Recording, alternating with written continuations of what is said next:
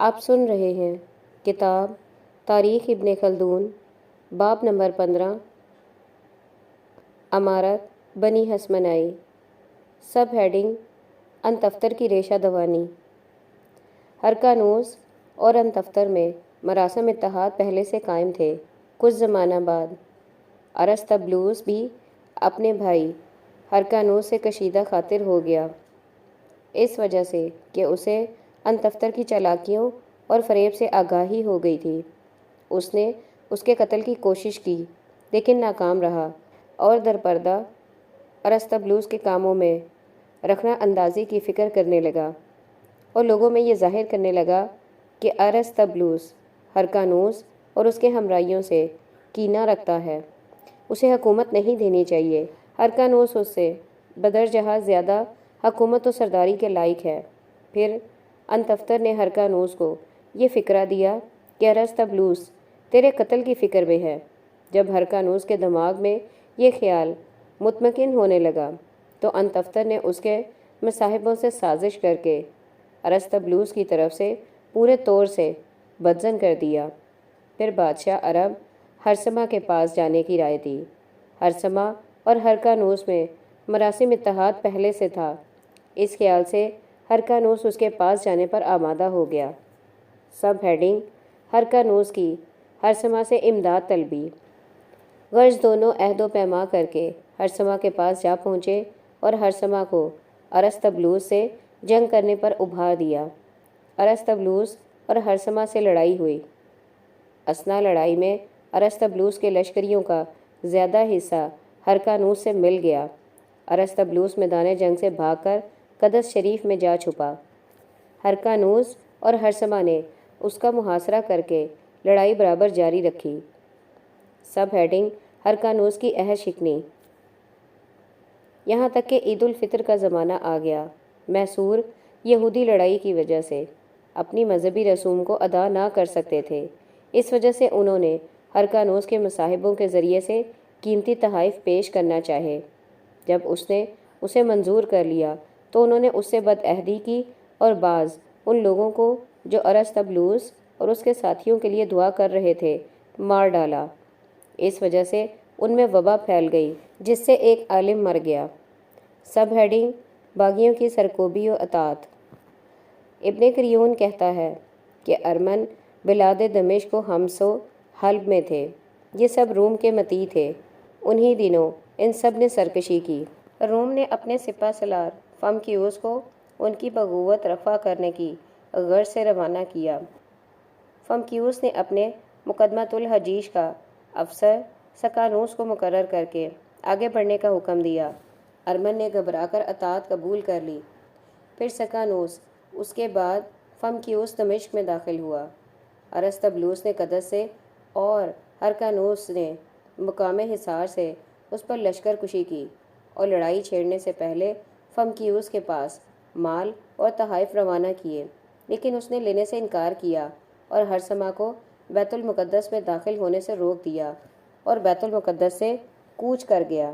اس کے ہمراہ ہرناکوس و انتفتر بھی چلے گئے اور ارسطبلوس اور اس کے تحائف بیت المقدس واپس آئے۔ سب ہیڈنگ فمکیوس اور انتفتر کے مابین سازش۔ اس کے بعد انتفتر پھر فمکیوس کے پاس مال و تحائف لے کر گیا۔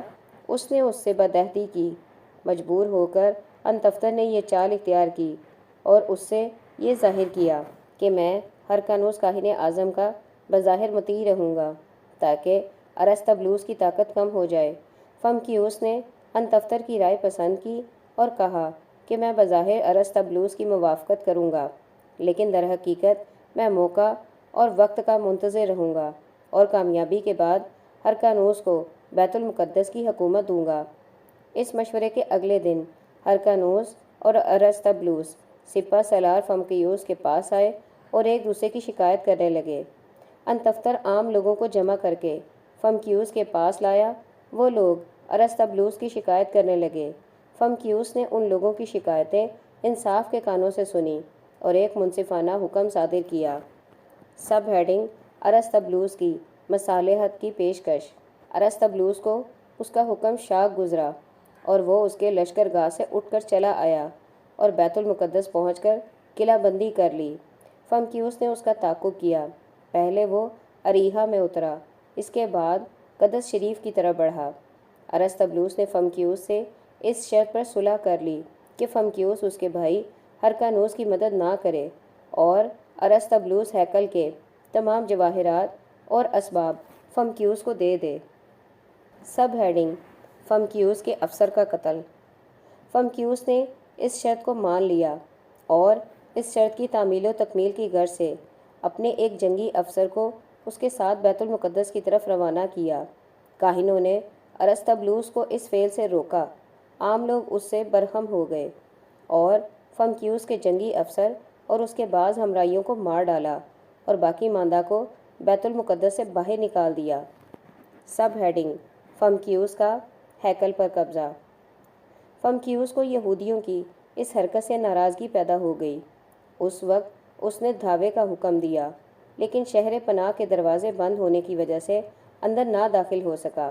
باہر سے لڑتا رہا اور شہر کے اندر ارسطبلوس اور ہرکانوس کے گروہوں میں لڑائی شروع ہو گئی۔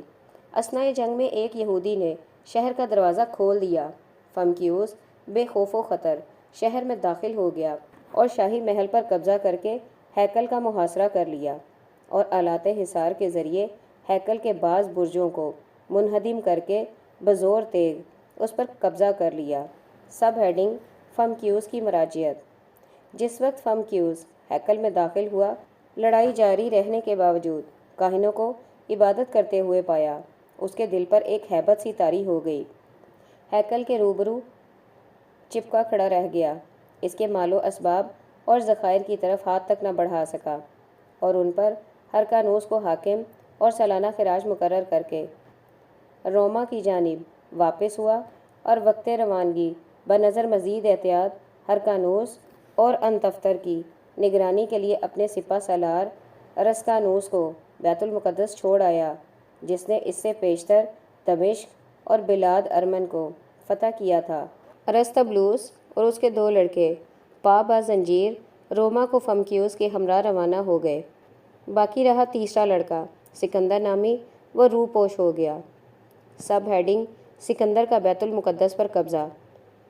فمکیوس جس وقت سرزمین شام طے کرتا ہوا اپنے وطن جا رہا تھا، اس وقت ہرکانوس اور انتفتر نے عرب پر روم کے مطیع کرنے کی غرض سے حملہ کر دیا۔ سکندر نے میدان خالی دیکھ کر بیت المقدس کا رخ کیا۔ اہل قدس نے اس کا کمال خوشی سے خیر مقدم کیا اور اسے اپنا حاکم بنا لیا۔ سکندر نے حکومت کی کرسی پر بیٹھتے ہی ہیکل کے ان برجوں کو درست کرایا جنہیں فمکیوس نے منہدم کر دیا تھا۔ اس کی حکومت کچھ ایسی دل پسند ہوئی کہ ایک مخلوق اس کی مطیع ہو گئی۔ اس اثنا میں ہرکانوس اور انتفتر واپس ہوئے اور سکندر نے ان کو قدس شریف سے نکل کر چمکتی ہوئی تلواروں اور نوکدار نیزوں سے استقبال کیا۔ ہرکانوس اور انتفتر کو اس واقعہ سے ناکامی ہوئی۔ سکندر نے ان کے لشکر پر بہت سختی سے حملہ کر کے انہیں پسپا کر دیا۔ سب ہیڈنگ: سکندر کی امان طلبی۔ ہرکانوس اور انتفتر نے کینانوس سپہ سالار روم سے مدد چاہی، جو فمکیوس کے بعد بلاد ارمن کا ناظم ہو کر آیا تھا۔ وہ ان دونوں کی امداد کے لیے بلاد ارمن سے قدس شریف کی طرف آیا۔ سکندر نے کمال مردانگی سے اس کا مقابلہ کیا، لیکن مقابلے سے پہلے اس کے حصے میں شکست لکھی جا چکی تھی۔ اس کی تازہ کوششوں نے اسے کچھ فائدہ نہ پہنچایا۔ وہ میدان جنگ سے شکست اٹھا کر قلعہ سکندرونا میں پناہ گزین ہوا۔ ہرکانوس نے قدس شریف پہنچ کر اس پر قبضہ حاصل کر لیا۔ کینانوس سپہ سالار روم نے سکندر کا تعاقب کیا اور قلعہ سکندرونا پر پہنچ کر اس کا محاصرہ کر لیا۔ سکندر نے مجبور ہو کر امن کی درخواست کی، جسے کینانوس نے فوراً قبول کر لیا۔ سب ہیڈنگ: ارسطبلوس کا فرار و گرفتاری۔ انہی لڑائیوں کے دوران ارسطبلوس اپنے لڑکے انتکنوس کے ہمراہ قید خانہ روما سے بھاگا اور ایک گروہ کثیر جمع کر کے کینانوس کے مقابلے پر آیا، لیکن اس کی قسمت نے مدد نہ کی۔ پہلی ہی لڑائی میں گرفتار ہو گیا۔ کینانوس نے اسے دوبارہ روما کے قید خانے میں بھیج دیا، چنانچہ وہ اسی قید خانہ میں اس زمانہ تک رہا جب تک کہ رومیہ پر کیسر کو غلبہ حاصل نہ ہوا۔ پھر کچھ عرصہ بعد، جن دنوں روم کو کیسر کے مقابلے کی ضرورت درپیش تھی اور فمکیوس روما کے باہر کیسر کی لڑائی کے لیے لشکر جمع کر رہا تھا۔ سب ہیڈنگ: ارسطبلوس کا خاتمہ۔ ارسطبلوس دوبارہ قید خانے سے نکل کھڑا ہوا۔ اس مرتبہ اس کے ہمراہ چند سرداران لشکر بھی قید خانہ سے بھاگ نکلے۔ اس نے دوبارہ 12,000 کی جمعیت سے ارمن اور یہود پر فمکیوس کی اطاعت سے روکنے کی غرض سے حملہ کیا۔ فمکیوس نے انتفتر کو اس کے مقابلے اور گرفتاری کے بابت خطوط لکھے۔ اس نے یہود کے چند آدمیوں کو ارسطبلوس کی طرف روانہ کیا، جنہوں نے بلاد ارمن میں چند دن بعد موقع پا کر ارسطبلوس کو زہر دے دیا۔ اس کے بعد کینانوس کی تحریک و تحریر سے شیخ والی روما نے ارسطبلوس کے بقیہ لڑکوں کو آزاد کر دیا۔ سب ہیڈنگ: طلمائی شاہ مصر کی معزولی و بحالی۔ ابن قریون کہتا ہے کہ انہی ایام میں اہل مصر نے اپنے بادشاہ طلمائی سے باغی ہو کر اسے تخت سے اتار دیا اور روم کا خراج بند کر دیا تھا، جس سے روم نے مصر پر فوج کشی کی اور انتفتر نے بزور تیغ ان پر فتح یابی حاصل کر کے طلمائی کو دوبارہ حکومت کی کرسی پر بٹھایا، اس کی سلطنت کے کاروبار کو درست کیا۔ پھر کینانوس بیت المقدس کی طرف واپس ہوا اور ہرکانوس کو قدس کی حکومت اور انتفتر کو اس کی وزارت کا عہدہ دے کر روما واپس آیا۔ سب ہیڈنگ: اموال ہیکل پر اربنوس کا قبضہ۔ ابن قریون کہتا ہے کہ ان واقعات کے بعد فارس اور روم میں جھگڑا پیدا ہو گیا۔ روم نے فارس کی لڑائی کی غرض سے سپہ سالار اربنوس نامی کو روانہ کیا۔ وہ جس وقت قدس شریف سے ہو کر گزرا اور ہیکل میں داخل ہوا، کاہنوں سے ہیکل کا مال و اسباب طلب کیا۔ آذر کاہن اعظم نے کہا، کینانوس اور فمکیوس نے ہیکل کے ساتھ کبھی ایسا کام نہیں کیا۔ اربنوس نے پہلے یہودیوں سے ہیکل کا مال نہ لینے کا اقرار کیا، مگر جس وقت قابو پا گیا، فوراً ہیکل کے تمام تحائف اور اسباب اور بادشاہوں کی نظریں اور جمیع آلات و ظروف جو ابتداً زمانہ امارت سے اس وقت تک وقتاً فوقتاً آتے رہتے تھے، لے لیے۔ سب ہیڈنگ: رومی سپہ سالار کسنا کی کارگزاری۔ اس کے بعد اربنوس جنگ فارس پر چلا گیا۔ فارس نے اسے شکست دے کر تمام وہ چیزیں جو اس نے ہیکل سے لی تھی چھین لی اور بلاد ارمن، دمشق، حلب اور ان کے اطراف و جوانب پر قابض ہو گئے۔ اس واقعے کی خبر جس وقت شاہ روم کو ہوئی، کسنا نامی سپہ سالار کو ایک عظیم الشان لشکر کے ساتھ روانہ کیا۔ کسنا ارمن کے بلاد مغلوبہ سے گزر کر قدس شریف کی طرف گیا۔ وہاں یہودیوں اور ہرکانوس اور انتفتر سے لڑائی چھیڑی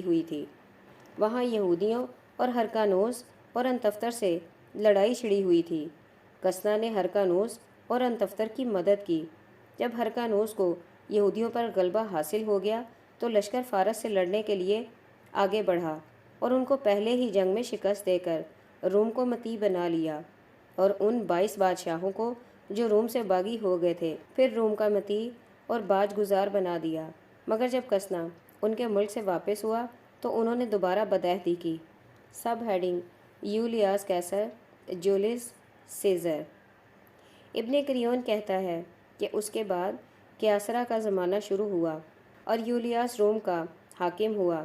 چونکہ اس کی ماں حالت حمل میں مر گئی تھی اور یہ اس کا پیٹ پھاڑ کر نکالا گیا تھا، اس وجہ سے اسے لوگوں نے کیسر کا لقب دیا، اور کیسر ان کی زبان میں کاٹنے والے کے معنی میں مستعمل ہوتا ہے، اور یولیاس اسے اس وجہ سے کہتے ہیں کہ وہ ماہ یولیا میں پیدا ہوا تھا، جو ان کا 5واں مہینہ تھا، اور یولیا کا معنی 5ویں کے بھی ہیں۔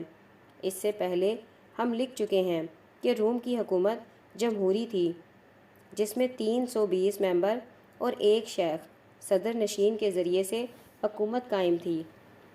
جب کیسر بڑا ہوا اور شیخ صدر نشین نے اس کی شجاعت و مردانگی کو اوروں سے بدرجہ زیادہ دیکھا تو وہ اس کو بھی بدستور قدیم لشکروں کا سپہ سالار کر کے ممالک غیر پر بھیجنے لگا۔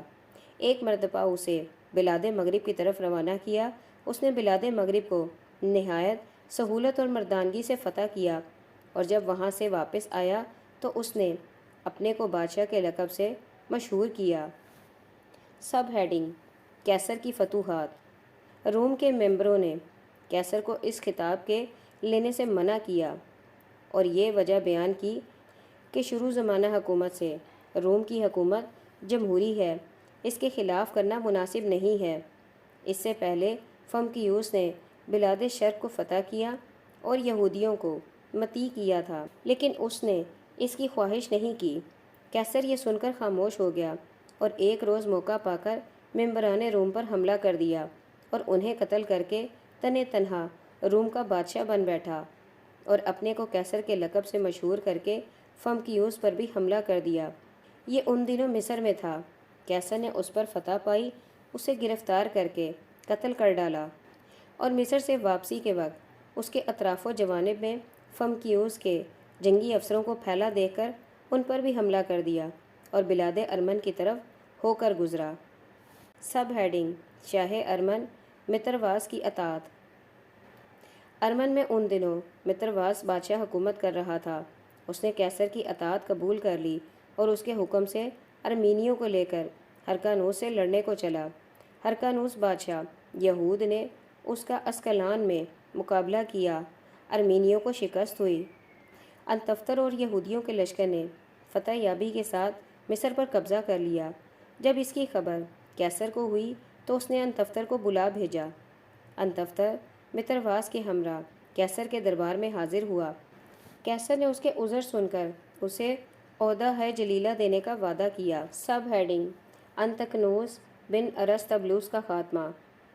اس سے پہلے انتکنوس بن ارسطبلوس نے کیسر سے مل کر ہرکانوس کی شکایتیں کی تھیں اور یہ ظاہر کیا تھا کہ ہرکانوس نے اس کے باپ کو اس وقت قتل کیا ہے کہ اہل روما نے فمکیوس کو اس کی لڑائی پر روانہ کیا تھا، مگر انتکنوس کی شکایت سے کوئی برہمی پیدا نہ ہوئی۔ ایک روز ہرکانوس اور انتفتر نے مل کر انتکنوس کو زہر دے دیا۔ کچھ عرصہ بعد کیسر نے انتفتر کو اپنے لشکر کا سپہ سالار مقرر کر کے فارس کی لڑائی پر بھیج دیا۔ سب ہیڈنگ: ہرکانوس اور انتفتر کی بحالی۔ اس لڑائی میں انتفتر مختلف حالتوں میں مختلف مقامات پر طرح طرح کی مصیبتوں میں گرفتار ہوتا رہا، مگر تمام مصائب سے بچتا ہوا۔ جب بلاد فارس سے واپس ہوا تو کیسر نے ہرکانوس اور انتفتر کو بیت المقدس کی حکومت پر بحال کر کے واپس کر دیا۔ ہرکانوس ضعیفی کی وجہ سے لڑائیوں کے کام کا نہ رہا، اس وجہ سے انتفتر امور سلطنت میں پیش ہو گیا اور اپنے ایک لڑکے کیسلو کو بیت المقدس کا ناظم اور دوسرے لڑکے ہیرودس کو جبل الخلیل کا عامل مقرر کر دیا، اور اسی طرح جب کوئی لڑکا انتفتر کے خاندان کا بڑا ہوتا تھا تو اسے شام کے کسی صوبے کی حکومت دے دیتا تھا۔ رفتہ رفتہ ہرکانوس کے تمام مقبوضہ علاقوں میں انتفتر کے لڑکے پھیل گئے۔ سب ہیڈنگ: خرقیہ کا قتل۔